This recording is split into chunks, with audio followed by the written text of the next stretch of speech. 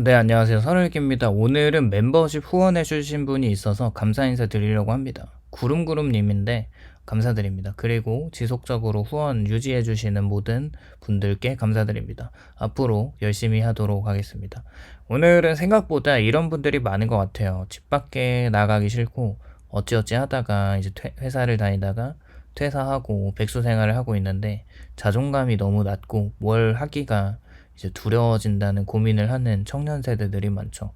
뭐 청년뿐만 아니라 다양한 연령대에 뭐 이런 분들이 있을 거라고 또 생각을 합니다. 생각해보면은 운둔형 히키코모리라고 하는 주제로 다큐멘터리를 한 매체에서 방영하기도 했고, 비슷한 사람들끼리 모여서 같이 공동생활을 하면서 치유를 하는 건데, 뭐 이건 너무 병리적으로 간 것 같고, 그보다 나은 사람들 중에서 아무것도 안 하는 이유가 자존감이 낮아서라는 상관관계를 두고 이야기를 많이 하시는 것 같습니다. 사실 현대사회에서 보면 자존감이 개인의 정신건강과 행복을 결정짓는 핵심 요인이 맞죠. 그런데 경제적인 경쟁이 치열하고 사회가 개인의 성과로 사람의 가치를 판단하는 현실 속에서 백수로 살아가는 사람들은 심각한 자존감 저하를 당연히 경험할 수밖에 없습니다. 나는 아무것도 하고 있지 않다와 다른 사람들은 다 앞서가는데 나만 뒤처져 있다는 감정은 단순한 불안이 아니라 존재 그 자체를 부정하는 절망까지도 이어질 수 있죠. 이때 심리 상담사나 정신과 의사 선생님들은, 그리고 매체에서는 심리 상담이나 명상이나 자기 개발서를 읽고 아침에 뭐 일찍 일어나서 운동을 하거나 여러 가지 솔루션을 제공하는데, 근데 아이러니한 건 일을 다시 하라고 이야기하지는 않습니다. 어쨌거나 그런 것들을 통해서 자존감을 회복하라고 하고, 실제로는 그런 처방받은 솔루션으로 행동을 하는데 실제로 자존감이 높아지는 현상이 나타나기도 하지만 그게 일시적인 효과에 그치는 경우가 많죠. 왜냐하면은 자존감은 단순히 마음의 문제가 아니라 현실의 문제이기 때문에 그렇습니다.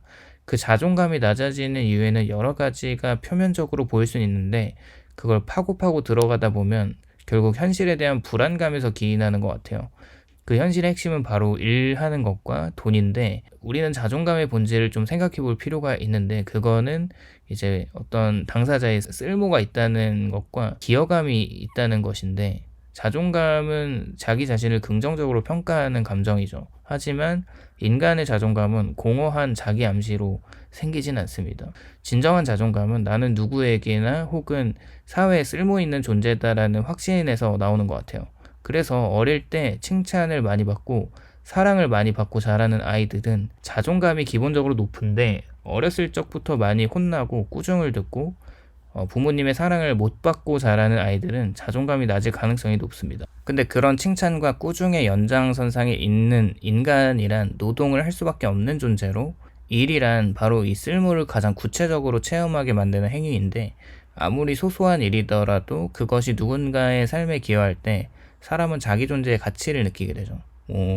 편의점 아르바이트를 하면서 손님이 감사합니다라고 말할 때나 청소 일을 하면서 깨끗해진 공간을 볼 때 인간은 본능적으로 나는 의미 있는 일을 했다고 느낍니다. 즉, 일은 자존감을 회복시키는데 가장 직접적이고 실질적인 통로이고, 일을 하지 않으면 이 쓸모의 경험이 사라지고 그 결과로 자기 혐오가 쌓이게 되죠. 백수 상태가 자존감을 파괴하는 심리적 메커니즘을 살펴보면 백수로 지내는 사람의 마음속에는 몇 가지 심리적 고리가 작동합니다. 첫 번째는 비교인데, 내 또래는 다 일하고 있고 나는 뭐하고 있지라는 생각과 그러면서 생기는 무가치감은 나는 사회에 아무 역할이 없다고 좌절하게 만들고, 그것은 죄책감으로 이어지고 결국 부모님이나 주변 사람들에게 미안한 마음이 들게 하죠. 이렇게 이 세 가지가 서로를 강화하면서 악순환을 만듭니다. 이게 나선형으로 스파이럴을 만들면서 점점 더 침체에 빠지게 하죠. 하루 이틀은 쉬는 게 좋은데 시간이 길어질수록 나는 쓸모없는 사람이라는 생각이 깊어지고, 그 생각은 현실을 더 회피하게 만듭니다. 결국 아무것도 하지 않음으로써 자존감이 더 낮아지는 자기 강화적인 고립 상태에 빠지죠. 이 고리를 끊는 유일한 방법은 행동을 하는 것인데, 즉 일을, 경제활동을 시작하는 겁니다. 행동이 생각을 바꾸고 생각이 행동을 바꾸지 않습니다. 그래서 일을 시작하는 순간부터 자존감 회복의 사이클은 반대로 돌기 시작하는데, 사실 돈은 단순한 수단이 아니라 자기 효능감의 증거입니다. 자기 효능감이 자신이 무슨 일을 할 수 있다는 능력을 신뢰하는 믿음인데, 돈을 버는 것은 단순히 생계 유지를 위한 행위이기도 하지만 그것보다는 인간에게 돈은 세상으로부터 받은 객관적인 인정의 지표가 됩니다. 이를 통해서 누군가에게 가치를 제공하고 그 대가로 돈을 받는 순간 사람은 나는 가치 있는 일을 했다는 현실적인 증거를 얻죠. 심리학에서는 이걸 자기 효능감이라고 부르는데, 내가 한 일이 결과를 만들어냈다는 확신은 자존감보다 더 근본적인 심리적 에너지이고, 백수 상태에서 돈이 없다는 것은 단순히 소비의 제한을 의미하진 않습니다. 그것은 나는 세상에 아무 영향도 끼치지 못한다는 무력감의 상징이고, 반대로 작은 돈이라도 스스로 벌어보기 시작하면 세상과의 연결이 회복되고 자존감은 그 연결 속에서 되살아나게 되죠. 일과 돈이 만들어주는 현실적 자아를 생각해보면 자존감이 낮은 사람은 종종 나는 이런 사람이라고 자기 자신을 고정된 존재로 규정합니다. 그러나 인간의 자아는 고정된 게 아니라 행동을 통해서 형성되는 변화되는 과정적인 존재라는 것을 생각해보면 일을 했을 때 새로운 역할이 필수불가결하게 생기죠. 나는 아무것도 아닌 사람이 아니라 나는 이 일을 하는 사람이고 이 분야에서 점점 성장하고 있는 사람으로 자아가 진화됩니다.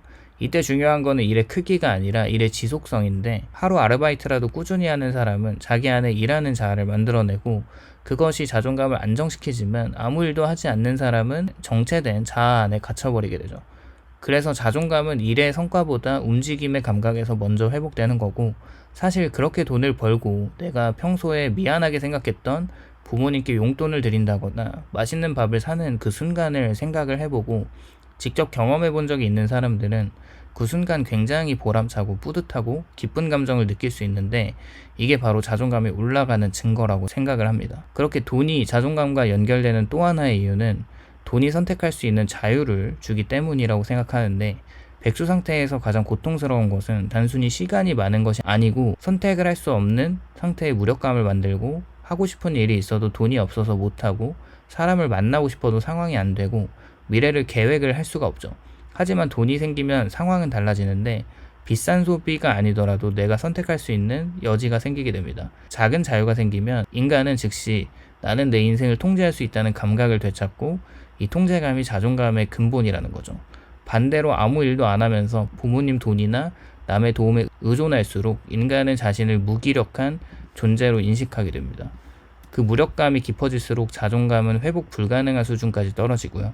심리학적 관점에서 보면 많은 사람들이 자존감을 높이기 위해 긍정적인 생각을 해라, 나를 사랑하는 말을 해라, 이렇게 솔직히 이 말을 들을 때마다 그냥 안고 없는 찐빵처럼 영양가가 없는 말이라고 생각하는데, 결국 듣는 순간에는 그런가라는 잠깐의 동의를 하지만 실질적인 해결책이 되지 않습니다.